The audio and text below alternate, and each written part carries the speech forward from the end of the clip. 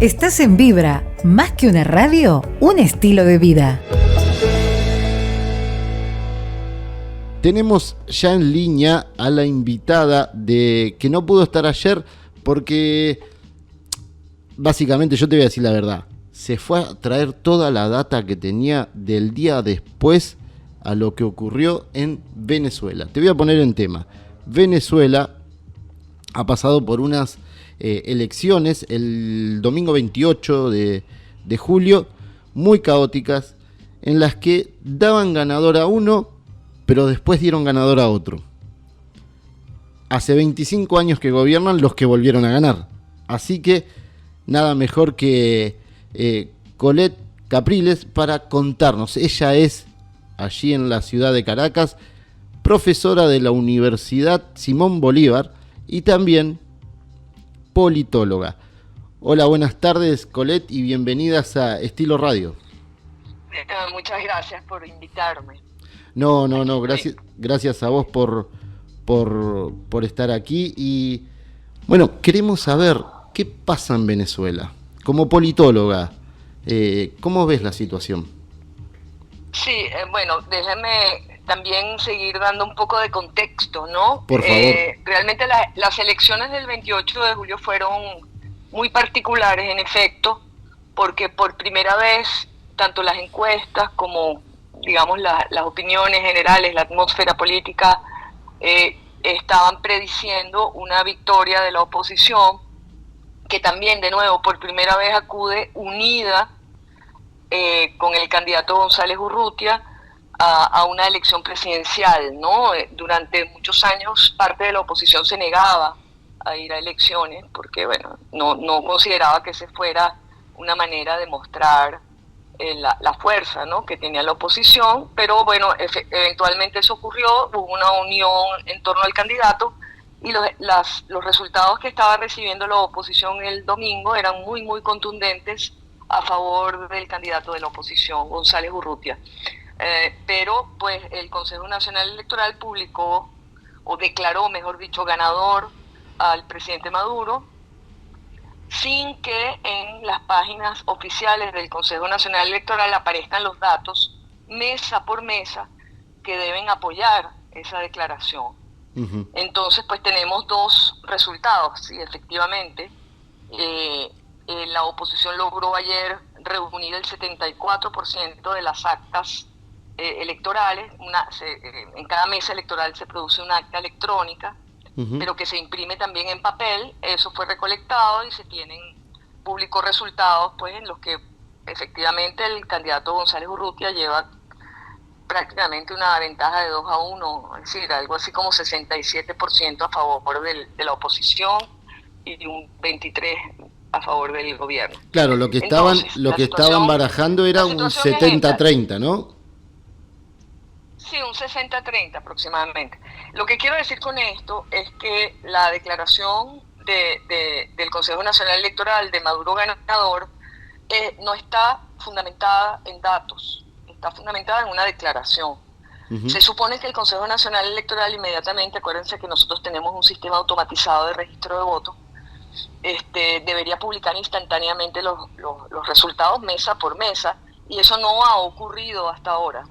Con lo cual, se justifica, pues, tanto la indignación de los votantes como las dudas que han expresado todos los gobiernos regionales, etcétera, con respecto a los datos, pues, efectivamente, que tiene el Consejo Nacional Electoral. De modo que en ese plano estamos en la incertidumbre. En el otro plano es que efectivamente desde el domingo en la noche y durante el día de ayer ha habido una gran cantidad de protestas populares, y yo creo que eso también es algo que es totalmente nuevo desde el punto de vista del proceso político que hemos tenido en estos últimos 20 años, uh-huh, y es que efectivamente el gobierno perdió su base popular, ¿no?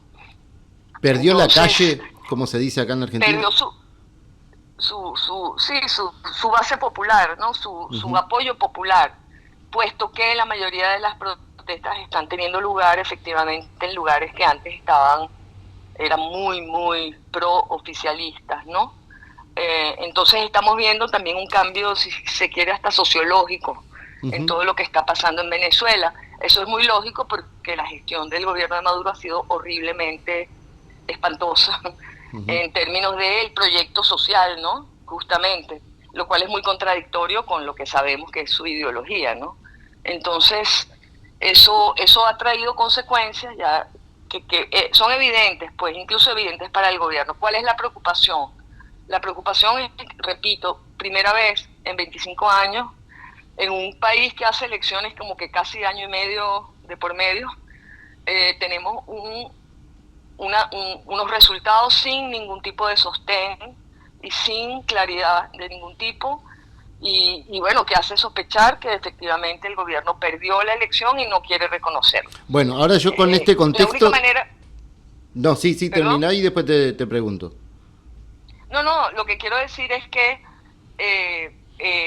tenemos una situación inédita en ese sentido, pues, ¿no? En otros casos, la oposición puede haberse quejado o impugnado incluso resultados electorales, pero en todo caso el gobierno mostraba números que era posible confirmar y que se confirmaban. Pero esta es la primera vez que eso no ocurre, y la reacción del gobierno ayer ante las protestas ha sido de, bueno, desplegar sus capacidades represivas, primero con la policía, algunos elementos militares. Hoy estamos viendo una declaración del ministro de Defensa diciendo que esto, pues, que hay un intento de golpe de Estado, en fin, una reacción sumamente grave desde el punto de vista político, porque el gobierno está enviando el mensaje de que sencillamente no va a reconocer una derrota y que no hay manera, digamos, de comprobar los datos que está ofreciendo, que no está ofreciendo justamente. Entonces esa es la situación, estamos muy preocupados porque una escalada de la violencia nos puede llevar al contrario de lo que se piensa, no a acelerar un proceso político de cambio, sino al contrario, a consolidar un gobierno que puede ser muy represivo si decide hacerlo, ¿no? Entonces, esa es la preocupación. Hace unos meses atrás eras consultada en una entrevista y dijiste puntualmente, esta es tu cita, ¿no? Este país quiere votar y alternabilidad. Y acá va mi pregunta. La gente fue masivamente a votar, fue con ganas, pero ¿la alternabilidad era el candidato o quién arrastró a quién? ¿El candidato fue arrastrado por la líder política que fue proscripta? Sí, ahí hay una situación de nuevo que tendríamos que ver en más detalle por lo siguiente, porque efectivamente las dos cosas, digamos, lo que fundamentalmente se expresó fue un deseo de cambio. Contingentemente, ese deseo de cambio ha sido capitalizado por la señora Machado, y eso empezó el año pasado cuando ella gana las primarias de la oposición con una ventaja importante y con una votación muy importante, alrededor de 2 millones de votos, ¿no? Eso la construyó a ella como una líder viable desde el punto de vista electoral, y precisamente por eso el gobierno la veta, ¿no? Y le prohíbe, le hace unas acusaciones infundadas para que el Tribunal Supremo le impidiera presentarse a la elección. Después de mucho, precisamente como ahí se presentó un gran dilema para ella y para la oposición, porque resulta que efectivamente el deseo de cambio es tan grande que la gente estaba dispuesta a votar por cualquiera, de modo que no se podía perder la oportunidad de ir a una elección incluso con cualquier candidato. La idea era sacar a Maduro. Negociaciones. La idea era no seguir con el régimen dictatorial. La idea de la gente cuando se presentó el domingo a votar es contra Maduro, efectivamente, claro, explícitamente. Entonces, realmente la candidatura no era en ese sentido personalista, vamos a decirlo así, aunque la campaña sí lo fue, porque María Corina Machado fue muy activa, logró movilizar a la gente, entusiasmarla, digamos, desarrolló, si se quiere, toda esta campaña muy bien hecha de ir a ciudades pequeñas, a tener encuentros con la gente y tal. En moto. En moto, claro, Ajá. creando un poco una épica, etcétera. Pero su posición política es un poco ambigua en el sentido de que de alguna manera ella quiere seguir ejerciendo un liderazgo y realmente hoy lo que tenemos es un presidente electo, por los números, ¿no? Que es otra persona, ¿no? Entonces, bueno, ahí estamos en esa situación acerca de cómo se va a manejar ese liderazgo. Pero bueno, esencialmente lo importante en este momento es lograr el reconocimiento de los resultados y entrar en algún tipo de negociación, que en este momento no la veo, no parece que hay ninguna condiciones para eso, pero es muy necesario tratar de adelantar algún tipo de proceso político para que esos resultados sean reconocidos. Bueno, con este contexto, no hay actitud. Con este contexto que vos decís, Maduro ya se la ha visto de cuadritos en otro momento y ha llamado a una concertación dialoguista, pero terminó traicionando a los que se sentaron. ¿Vos creés que puede llegar a haber el mismo espíritu esta vez? Y otra pregunta, con todos estos antecedentes, nadie mejor que vos que vivís en el lugar y conocés bien la política del dictador Nicolás Maduro y de todo el socialismo que está dentro del gobierno, ¿no se preveía que esto iba a pasar? Porque tienen aceitadísimo una manipulación constante y lo que no ganaban en las urnas lo iban a ganar en la trampa. ¿No crees que esto era obvio? Bueno, no, ahí sí diferimos, ¿no? Fíjense, porque yo quisiera aprovechar la oportunidad para hacer un poquito más complejo el panorama. Por favor. Sí, hay en primer lugar, con respecto a la negociación, si bien en muchas ocasiones Maduro ha llamado a un diálogo puramente espectaculares, pues sin mayor consecuencia, que han sido diálogos con personas, digamos, que no tienen relevancia, vamos a decirlo así, si bien eso ha ocurrido, también ha ocurrido que mientras hace eso, sí negocia de verdad, y negocia de verdad en otras instancias. Desde 2021 hay una instancia de negociación formal que produjo el famoso Memorándum de Entendimiento de México, que es una negociación seria, mediada por Noruega, en la que precisamente se fue negociando una cantidad de cosas, algunas de las cuales no se cumplieron, pero otras de las cuales sí. Por ejemplo, ahí se negoció que el gobierno no interfiriera en la primaria en la cual quedó ganadora María Corina Machado, por ejemplo, ¿no? Y de ahí mismo sale el Acuerdo de Barbados, que establece una serie de acuerdos electorales, justamente, parte de los cuales se cumplieron y parte de los cuales no se cumplieron. Pero efectivamente los incumplimientos no son solo del gobierno, debo decirlo, ¿no? También Estados Unidos, que ha tenido su propia negociación con el gobierno de Maduro, ha incumplido condiciones y promesas que le ha hecho, de modo que ambos, de alguna manera, la negociación ha avanzado mucho en términos de compromisos, pero muy poco en términos de resultados. Entonces no hay que confundir las dos cosas. Cuando si Maduro llama al diálogo en abstracto para reunirse con sus amigos, eso no sirve. Pero el hecho es que sí ha venido negociando el gobierno, sobre todo con Estados Unidos, ¿no? Y eso llevó a un levantamiento de algunas, bueno, no propiamente levantamiento de sanciones, pero una serie de licencias que ha permitido que la industria petrolera se recupere un poco, que vengan inversionistas extranjeros, etcétera. Entonces, la cosa es un poco más complicada por una parte. Sí hay un espacio de negociación en el sentido de que existe. Ahora hay que activarlo en estas condiciones y eso ahorita no puede no pasar. Vamos a ver qué pasa más adelante. Entiendo. Y como digo, esto son negociaciones serias, pues con los noruegos, con Qatar, en fin, con garantes internacionales y tal. Eso es una parte. La otra parte, con respecto a un escenario como este, hay que decir que era un escenario posible, en el sentido de que estábamos viendo, muchos analistas, pues cómo se estaba comportando el gobierno y cuál era. Porque aquí el punto era que llegar a la elección era también un desafío, porque existía la posibilidad o el escenario de que el gobierno suspendiera la elección al ver que la tenía perdida. Claro, con la persecución política, y todo lo Claro, demás. el gobierno siguió, y el gobierno siguió en la elección, el gobierno siguió en la elección porque pensaba que podía ganar, gracias a su maquinaria electoral, que es muy poderosa. Una maquinaria clientelista y todo, pero es muy poderosa, mientras que la oposición no tiene una maquinaria similar. O sea, es imposible comparar. Entonces, claro, la oposición, digamos que dependía del espontaneísmo, de la espontaneidad del deseo de cambio de la gente. Y en este caso funcionó. Pero la maquinaria del gobierno era muy, muy poderosa. Y es evidente que se dieron cuenta el día de la elección de que sí movieron muchísimos millones de personas, pero las personas votaron contra el gobierno, ¿no? Claro. Es decir, ahí hubo un error, vamos a decirlo así, ¿no? Un error de cálculo, que no es que no lo se había previsto, ellos seguramente lo habían previsto, pero pensaban que lo podían minimizar.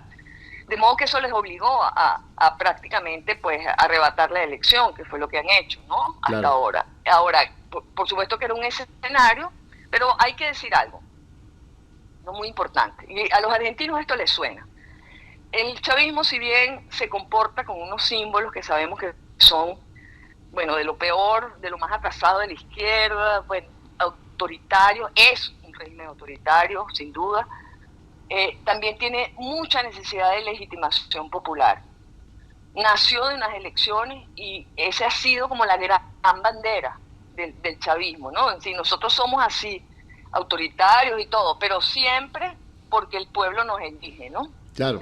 El pueblo quiere Independientemente de que esto. podamos discutir si hubo o no hubo manipulaciones electorales, que puede ser que a cierto nivel lo hubo, se intentó, incluso hicieron una muy obvia en 2021, pero eso se pudo contener, en fin, eso puede discutirse. Pero el caso es que para el gran drama es hoy que el chavismo y el madurismo y el Maduro saben que perdieron completamente el apoyo popular.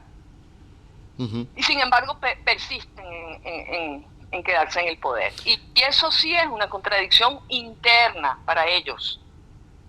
Sí, porque los obliga a estar en un lugar en donde no querían estar, de alguna manera, que es estar en el poder sin apoyo popular. Bueno, cosa que es completamente contradictoria con el discurso de la izquierda, ¿no? Entonces, claro, netamente populista, claro, estamos, sí. ¿no? Claro. Netamente populista y además de la izquierda populista más que todo, ¿no? Claro. Entonces, mire, le voy a dar un ejemplo. Me invitó amigos suyos o gente que por lo menos es más o menos condescendiente. Por ejemplo, Rodríguez Zapatero, o Omar Torrijos o Ernesto Samper, a los expresidentes, pues que han sido, bueno, digamos que amigos, sí, ¿no? Del chavismo, sobre todo, no tanto del madurismo. De hecho fue bueno, y salieron, el expresidente argentino. Y no dijeron nada. Se fueron de aquí sin decir nada, sin dar declaraciones, y en lo privado sabemos que están muy inconformes con lo que está pasando en Venezuela y con lo que está haciendo el gobierno de Maduro. Entonces, en eso estamos, es decir, un gobierno que tiene justamente, que está midiendo hasta dónde puede fortalecerse para quizás en un futuro no muy lejano, en semanas, volver a negociar, ¿no? Pero ya en una situación de que, bueno, yo me quedé aquí estoy. Entonces, vamos a ver cómo se puede manejar eso. Lamentablemente, bueno, no sé si vieron, pero han expulsado a los diplomáticos, entre otros al argentino, en donde justamente aquí en la Embajada Argentina está alojado un grupo pequeño de miembros del comando de campaña de María Corina Machado, ¿no? Entonces, hay una situación muy mala y la verdad es que yo diría que la única manera de abordar esto desde el punto de vista diplomático, si se quiere, entre los gobiernos regionales, independientemente que sean derecha, izquierda o lo que fuera, un espacio que pueda tener algún diálogo con el gobierno de Maduro y que empiece a tratar de obtener lo siguiente, básicamente obtener que el gobierno ofrezca los datos de la elección y que se puedan impugnar y que se puedan contrastar con los que tiene la oposición. Bueno, ahí te pregunto. Es lo único que veo como una vía, ¿no?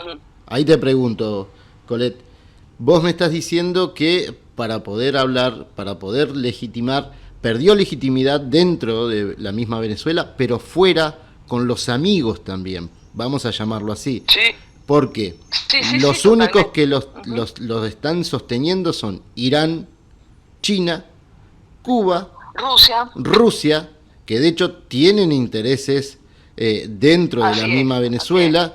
Los colectivos son entrenados por cubanos.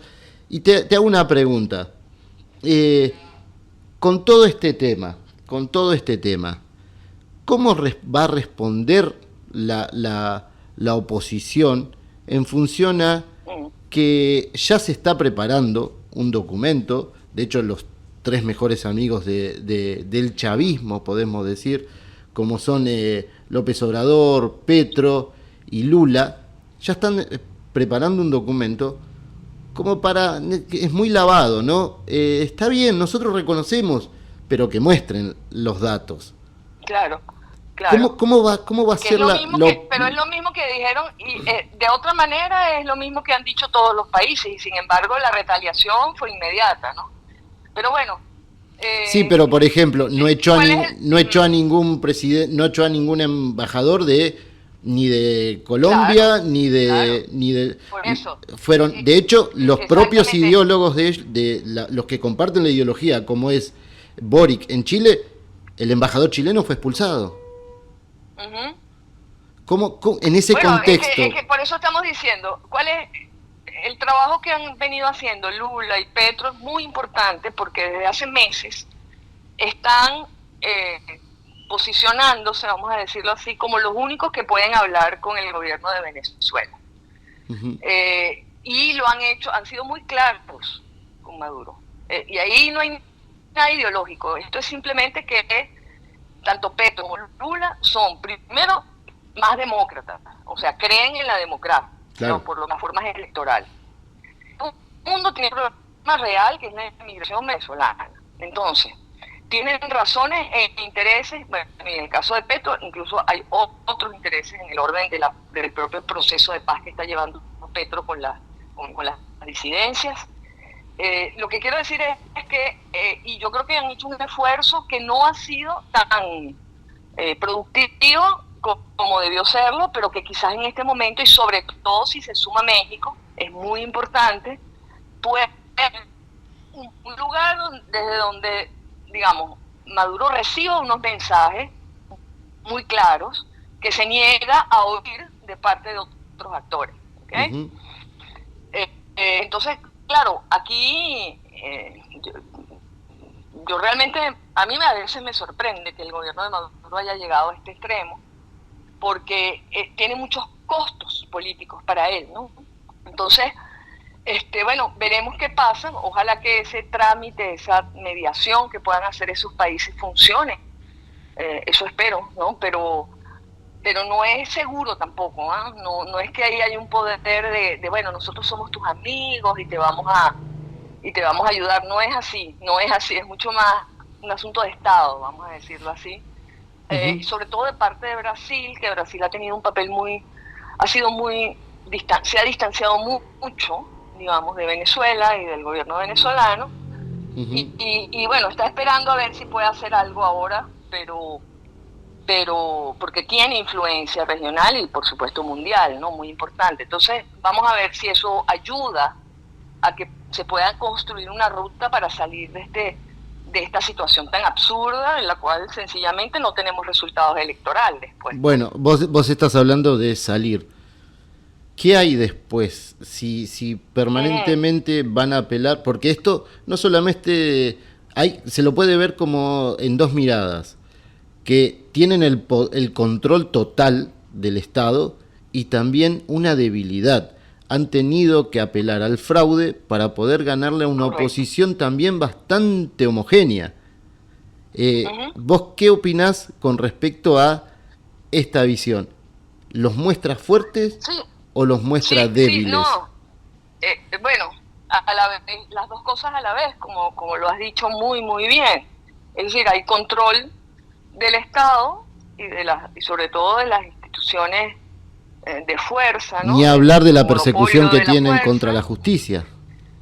Exacto, pero al mismo tiempo tienen la gran debilidad que justamente no quieren aceptar, pues, que es que no tienen legitimidad popular ya, definitivamente. Y no es una cuestión de opinión, o de atmósfera o de cosas que se pueden cambiar haciendo nuevos bonos y subsidios, sino que ya es una actitud estructural de la sociedad venezolana que quiere un cambio, quiere alternabilidad y quiere una vida que tenga un horizonte en donde la próxima puerta no sea la emigración, ¿no? Esencialmente.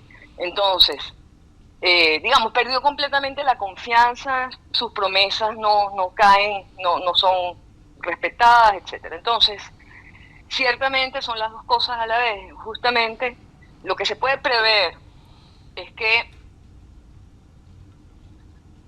como digo, se produzca un proceso, como ya hay algunas instancias, como la que ya mencioné, que es la famosa negociación de México-Barbados. Bueno, esa instancia se podría activar, pero para eso necesitamos un paso previo, que es el que hemos dicho, ¿no? Tiene que haber algún tipo de acuerdo mínimo en el cual el gobierno acepte discutir los resultados, pues, ¿no? ¿Y cómo fue la participación de la juventud? Vos que estás dentro de la universidad. Hay un problema muy serio porque, como por supuesto, como somos un país de emigrantes, la emigración es sobre todo de jóvenes, ¿no? Perdóname que te corte, porque ahí hay jóvenes, seguramente vos tenés alumnos, hay jóvenes que nacieron con este régimen, crecieron con él y no conocen otra cosa, claro. Son 25 años, ¿no? Son 25 años. Y justamente, pues, lo que sí es evidente es que los jóvenes repudian absolutamente todo lo que tenga que ver con el chavismo, etcétera, en su mayoría. Y ellos, bueno, había alrededor de 3 millones de jóvenes sin inscribirse en el registro, de los cuales creo que se lograron inscribir alrededor de 900.000 nada más. Hubo muchas dificultades, no abrían los registros, en fin, hubo lo que sabemos, pues esas operaciones burocráticas que impiden la inscripción, y finalmente pues ocurrió que bueno, la capacidad de voto, digamos, de ese sector de edad era muy baja, ¿no? Y sin embargo, lo que tengo, pero estos son anécdotas, no tengo números, parece que dentro de los inscritos realmente hubo mucho entusiasmo y votaron muy, muy entusiastamente, pero es anecdótico, no tengo números al respecto, ¿no? Bueno, vos al respecto decías que ahora, los inmigrantes que son jóvenes han votado muchísimo en los países donde están. Claro, pero acuérdense que solamente algo así, que tenemos un porcentaje que no llega ni al 1% de los venezolanos que pudieron votar afuera, ¿no? Claro. Bueno, sí. yo te comentaba Entonces, fuera de... Eso es otro tema, tema, que aquí además estamos excluyendo de su derecho al voto de no se sabe cuántos, alrededor de 4 millones de venezolanos, ¿no? Bueno, yo te contaba fuera de micrófono... Aún así hubo enorme participación. Ajá. ¿Aló? Ahí está, te estábamos perdiendo. No, lo que te quería comentar es que en la Argentina, por ejemplo, sí, creo que lo hablábamos ayer fuera de micrófono, en la Argentina hay más de 2.000 venezolanos, en los cuales están regados en las diferentes provincias, mayormente están en la capital federal. Esos son 2.000, esos son 2.000 inscritos. Claro, sí. En Argentina hay alrededor de 400.000 venezolanos. No, digo, los que podían votar, pero no todos podían acercarse a votar porque era solamente en la embajada que queda en la capital. Así es correcto. Se restringió también, incluso a aquellos que podían inscribirse, se les restringió, nunca hubo el llamado a inscribirse en el consulado, bueno, lo que sabemos. Ese tipo de maniobras que, bueno, se aplicó además en gran escala también en Venezuela y bueno, acompañado de una cantidad de otras que sería muy largo enumerar. Pero bueno, el resultado fue muy contundente y eso creo que es un mensaje. Si el gobierno quiere oírlo, bien; si no lo quiere oír, pues mal, pero es la verdad, digamos, ¿no? Y eso es muy nuevo, eso abre un camino muy distinto a lo que puede ser el desarrollo de los acontecimientos en Venezuela, que esperemos no sea mediante la violencia, porque como les digo hoy mismo sigue habiendo reportes de protestas, y esas protestas pueden ser, digamos, infiltradas o construidas por el gobierno como insurreccionales, y bueno, entramos entonces en una etapa más oscura, ¿no? Entonces, todo está jugándose ahora muy en los bordes de las cosas. Vamos a ver qué pasa en las próximas horas, ¿no? Bueno, yo te pregunto, ¿vos creés, y con esto ya si querés te dejo, podríamos estar horas hablando con vos, te damos Sí, claro. realmente muchísimas gracias por participar de esto, de Estilo Radio aquí en Vibra, porque queríamos hablar, queríamos una voz oficial desde Venezuela, Ujú, y nadie mejor que vos. Con esto quisiera cerrar para no molestarte más, porque sé que ustedes están en pleno almuerzo, ahí casi las 2 de la tarde. sí. Ujú. ¿Crees que se extienda la violencia o que la va a ir aplacando a medida que vaya como la gente asimilando que no puede dar vuelta porque el gobierno no lo reconoce? Bueno, creo que más bien lo que puede extinguir una protesta es la represión, y ese es el problema, ¿no? Bueno, Porque de hecho tienen muertos ya los ustedes. venezolanos, claro, ya hay muertos, ya hay más de el gobierno dice que ha detenido más de 700 personas, está enviando señales muy claras, ¿no? Y además son 700 personas que no tienen cómo defenderse, porque en Venezuela el sistema de justicia es inhumano. Entonces son gente que pueden estar en un calabozo olvidadas, porque no hay manera de que puedan tener defensa pública, etcétera. Entonces, bueno, es una situación en la que hay que ir ponderando también y construyendo la protesta de una manera más constructiva. Y eso yo no sé si se puede hacer porque los liderazgos tampoco son, los liderazgos de la oposición, incluyendo incluso a María Corina Machado, no son tan orgánicos, ¿no? Como para poder llevar a, digamos, manejar comunidades en la base, etcétera. Entonces, vamos a ver qué pasa. Ojalá que haya un punto, digamos, de que esto no escale, básicamente. Si se mantienen algunas protestas aisladas, bueno, y no hay víctimas, eso podría ser un ambiente bueno para no dejar morir, digamos, lo que ocurrió el domingo, que fue muy, muy importante, ¿no? Desde el punto de vista político. Pero, bueno, los riesgos son grandes, ¿no? Los riesgos son grandes. Estaba viendo una foto que circulaba por las redes y quisiera saber qué opinás al respecto. Había un cartel, una persona sostenía un cartel que decía: nos robaron tantas cosas que hasta nos quitaron el miedo. ¿Venezuela perdió el miedo o se cansó? Porque son dos cosas diferentes. No, es que yo no creo que el problema de Venezuela haya sido el miedo. Eso es una fantasía. Las sociedades, las personas pueden tener miedo, etcétera, pero eso no es es una mala interpretación. Lo que ha ocurrido en Venezuela es que los venezolanos tienen mucha fe en el voto en general, a pesar de todo lo que ha pasado. Realmente creen que esa es la vía democrática. Y por supuesto, también protestan y también van a la calle, pero justamente han tenido una experiencia horrible en los últimos años, sobre todo en el 2017, de represión, que no es solo esa represión, porque ha habido otras formas de represión mucho más sofisticadas que tienen que ver no con la represión política, sino con la represión en los barrios que llamamos nosotros, en las zonas periféricas de las ciudades, pobres, pues, que son territorios dominados por grupos delincuenciales y por el crimen organizado. Y contra ese crimen organizado se ha llevado a cabo una cantidad de operaciones represivas letales, con muertos, que también son lecciones, digamos, que se le da al resto de los habitantes acerca de cómo tratar la violencia, entre comillas, la violencia de los delincuentes, pero también la violencia política, ¿no? Entiendo. Entonces, aquí esto es una sociedad que ha sufrido muchas pérdidas. Entonces, los venezolanos están aferrados a su solución democrática y a votar, etcétera. Al menos eso es lo que está ocurriendo en los últimos meses y esperemos que siga así. Es decir, entonces no es tanto que haya miedo o no hay miedo, sino que hoy hay digamos, el pueblo se siente ofendido porque su voluntad ha sido irrespetada. Claro, se siente la estafado. Voluntad de quien se siente defraudado, precisamente. Y claro. Yo creo que ahí hay un error de cálculo del gobierno. Porque el error de cálculo del gobierno es decir, le podemos hacer fraude a la oposición, pero no se da cuenta de que la oposición no es lo que ellos creen. O sea, le están haciendo fraude al pueblo, a la gente que los apoyó durante tantos años. Porque ahora menos que Eso menos es le van a creer, claro, sí. Pero por supuesto, entonces cometieron un error político al hacer eso el domingo. Bueno, y ahora Digamos, yo te hago una sí, pregunta. sí. ¿No había alternancia de Maduro así como Chávez lo eligió a él?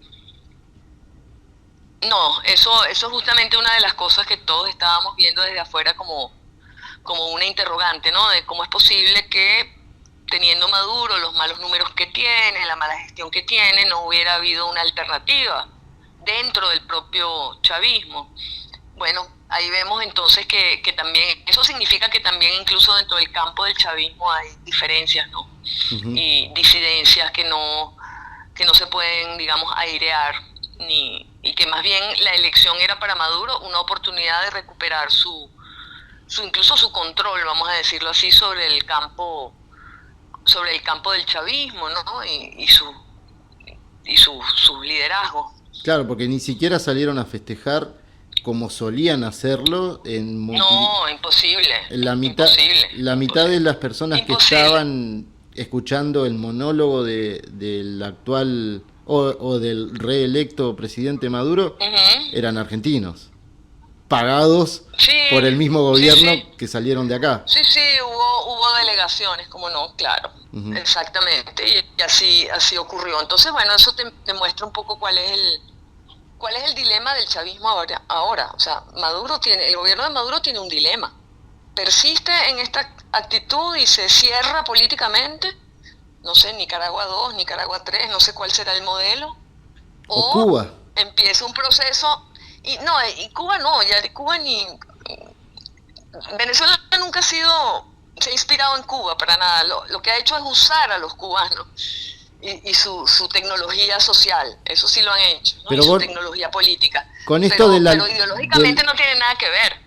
Pero con esto de la no alternancia, ¿no crees que Maduro quiere ser un futuro Fidel? Pero no alternancia, sí, pero con Cuba, con Putin, o sea, hay muchos ejemplos de no alternancia, no solamente la cubana, ¿no? Entonces, sí, por supuesto que están hermanados, vamos a decirlo en eso, pero Cuba no es un factor, pues es lo que quiero decir, ¿no? Un factor político, un factor que, bueno, Cuba está además atravesando otra vez una de sus peores crisis. En fin, ya veremos cómo evoluciona esto. Ustedes creo que ya tienen demasiados problemas como para fijarse en los problemas de Cuba, ¿no? Pero Cuba, ¿qué hace? Se lo lleva al resto del mundo. Claro, nos afectan y nos conmueven igualmente, porque, digamos, mientras Cuba esté allí en la situación en la que está, la democracia regional no está asegurada. Eso es una realidad. Y yo creo que los gobiernos latinoamericanos debieron haber hecho un esfuerzo mayor por contribuir a que Cuba negocie con quien tiene que negociar para un cambio político. Pero bueno, no ha pasado, la han dejado allí, aislada como es una isla, y realmente es muy nefasto el efecto que Cuba causa indirectamente, no activamente, en el imaginario político latinoamericano, ¿no? Entonces, es una tarea pendiente esa. Muchísimas gracias, Colette, por esta... Tuvimos con nosotros a una prestigiosa politóloga venezolana, allí desde Caracas, politóloga, profesora de la Universidad Simón Bolívar, allí, como te decía, allí en Caracas, Colette Capriles. Así que muchísimas gracias, y no queríamos perder la oportunidad de tenerte, y en futuras, obviamente, nos gustaría charlar nuevamente con vos.